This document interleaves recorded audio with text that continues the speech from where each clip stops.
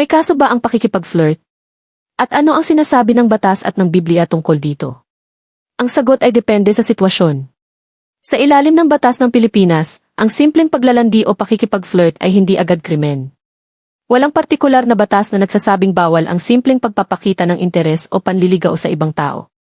Ngunit kapag ang flirting ay naging paulit-ulit, hindi ka nais-nais, at nakaapekto na sa dignidad o kapayapaan ng isang tao, maaari na itong magkaroon ng legal na kahihinatnan. Halimbawa, kung ang isang empleyado ay patuloy na nagpapadala ng malisyosong mensahe, mapang-akit na komento, o hindi ka nais-nais na paglapit sa katrabaho kahit ilang beses ng tinanggihan, maaari itong pumasok sa usapin ng sexual harassment. Sa ilalim ng Safe Spaces Act o Republic Act No. 11,313, maaaring managot ang isang tao kung ang kanyang mga salita, kilos, mensahe, o aksyon ay nagdudulot ng takot, pangamba, o hindi komportableng sitwasyon sa iba.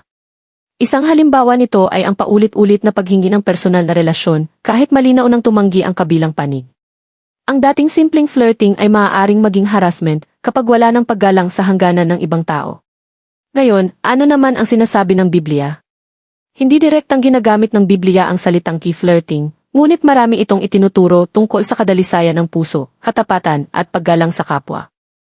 Sa Matthew chapter 5 verse 28, sinabi ni Jesus, ang sinumang tumingin sa isang babae nang may pagnanasa ay nagkasala na ng pangangalo niya sa kanyang puso. Ipinapakita nito na hindi lamang kilos ang tinitingnan ng Diyos, kundi maging ang intensyon ng puso. Sa Efeso chapter 5 verse 3, mababasa, ngunit ang pakikiapid at anumang uri ng karumihan ay huwag man lamang mabanggit sa inyo. At sa Filipos chapter 4 verse 8, hinihikayat ang mga mananampalataya na ituon ang isip sa mga bagay na marangal, malinis, at kapuri-puri.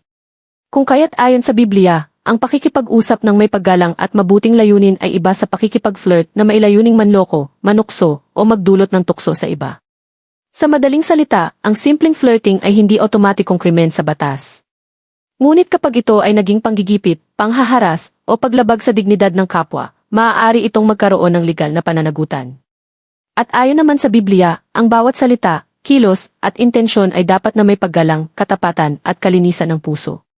Kaya bago tayo makipagbiruan o magpakita ng interes sa iba, mahalagang tanungin natin ang ating sarili. Ito ba ay may paggalang, may mabuting layunin, at hindi nakasasakit sa kapwa?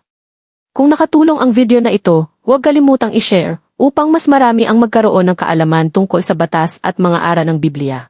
Mag-subscribe o mag-follow para sa higit pang tutorial tungkol dito.